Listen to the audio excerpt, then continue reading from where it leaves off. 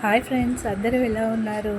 నేను ఇప్పుడు ఇంట్లో చికెన్ బిర్యానీ చేస్తున్నాను ఫ్రెండ్స్. ఎంతో ఈజీగా కొన్ని ఇంగ్రీడియంట్స్తోనే ఈ చికెన్ బిర్యానీ చేయొచ్చు ఫ్రెండ్స్. ఎంతో టేస్టీగా చాలా బాగుంటుంది. ఇది ఎవరైనా చేసుకోవచ్చు ఫ్రెండ్స్. అంటే వంట రాని వాళ్ళు కూడా ఈజీగా చేసేయచ్చు కొన్ని ఇంగ్రీడియంట్స్తోనే. బ్యాచిలర్స్కి కానీ చాలా ఈజీ ఫ్రెండ్స్ ఇది. దానికి నేను 1 kg చికెన్ తీసుకున్నాను ఫ్రెండ్స్. 1 kg చికెన్, ఇంకా ఈ మసాలాలన్నీ చూపిస్తున్నాను కదా. ఇందులో సాల్ట్ తగినంత వేసుకోండి, మీకు టేస్ట్కి సరిపోయేంతగా. కారం పొడి వచ్చేసి నేను 2.5 టేబుల్ స్పూన్స్ తీసుకున్నాను ఫ్రెండ్స్. ఇందులో కొంచెం పసుపు చిటికెడు, ఇంకోటి ధనియాల పొడి వచ్చేసి నేను 2 టేబుల్ స్పూన్స్ తీసుకున్నాను ఫ్రెండ్స్. ఇంకా గరం మసాలా వచ్చేసి 1 స్పూన్ తీసుకున్నాను, ఒక చిన్న స్పూన్ గరం మసాలా. ఇందులో 7 to 8 పచ్చిమిర్చి కూడా సన్నగా తరిగి పెట్టుకునే వాడాలి. ఇంకోటి పుదీనా, కొత్తిమీర సన్నగా తరిగి ఇందులో డైరెక్ట్ వేసేయాలి ఫ్రెండ్స్. చికెన్లో మ్యారినేషన్ టైంలోనే వేసేయాలి. పచ్చిమిర్చి కూడా యాడ్ చేసేసి ఇందులోనే ఒక 200 grams పెరుగుని కూడా వేయాలి ఫ్రెండ్స్.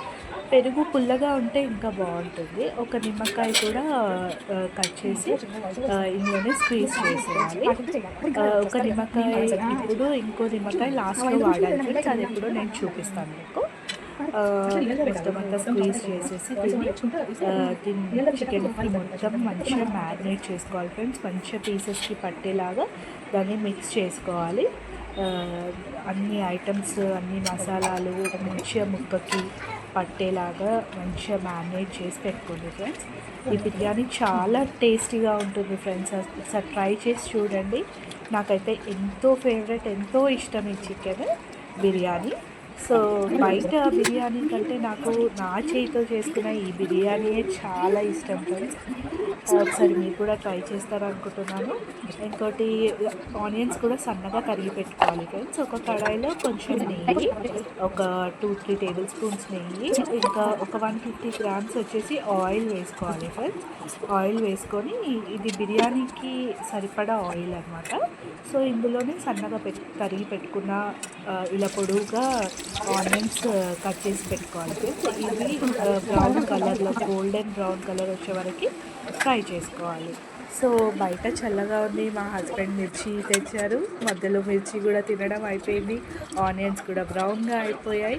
దాని తర్వాత నేను రైస్ వచ్చేసి 1 kg basmati rice 1 hour before నేను సోక్ చేసి పెట్టుకున్నాను ఫ్రెండ్స్. వాటర్లో నానబెట్టుకున్నాను. 1 hour తర్వాత అందులో సాజీరా, ఒక 7-8 లవంగాలు, ఒక 4-5 ఇలాచీలు, పట్ట ఒక 4-5 వేసుకొని, దాని తర్వాత అందులో ఒక 2 స్టార్ ఫ్లవర్స్ వేసుకోవాలి ఫ్రెండ్స్. స్టార్ నైస్ అంటారు కదా, దాన్ని వేసుకోండి. వేసుకున్నాక దాంట్లో ఒక 1 టేబుల్ స్పూన్ ఆయిల్ వేసుకోవాలి ఫ్రెండ్స్. ఇంకా సరిపడా ఉప్పు కూడా, వాటర్ చూస్తే ఉప్పుగా ఉండాలి, వాటర్ టేస్ట్ చూస్తే. దాని తర్వాత ఇదంతా ఒకసారి మిక్స్ చేసేసుకొని కొంచెం ఆయిల్ వేసేసుకొని కలిపి పెట్టుకోవాలి. దాని తర్వాత అన్నం ఒక 70% కుక్ అయిపోయాక, ఇక చికెన్ వచ్చేసి నేను సిమ్ మీద చిన్న మంట మీద ఆన్ చేసి పెట్టాను ఫ్రెండ్స్. సో ఈ చికెన్లోనే ఇది రైస్ వచ్చేసి లేయర్గా వేసుకోవాలి. ఒక్కొక్క లేయర్ వేసుకొని దాంట్లో పుదీనా, కొత్తిమీర, ఫ్రైడ్ ఆనియన్స్ వేసుకొని, ఇది నిమ్మకాయ అని చెప్పాను కదా ఫ్రెండ్స్, ఇది కలర్ కలిపి నిమ్మకాయ రసం, ఒక నిమ్మకాయ తీసుకొని కలర్ కలిపి పెట్టుకోవాలి. ఇలా కలర్ కూడా పైనుంచి వేసుకోవాలి.